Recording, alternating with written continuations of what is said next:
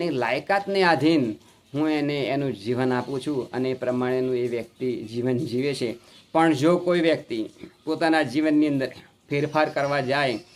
છતાં પણ એ ભલે મહાન બની શકે, પરંતુ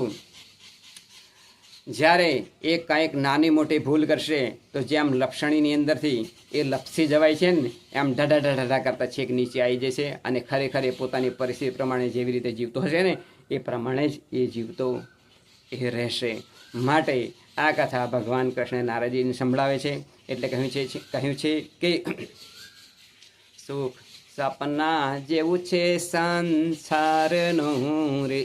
સુખ સપના જેવું છે સંસારનું રે, હે એને જાતો ન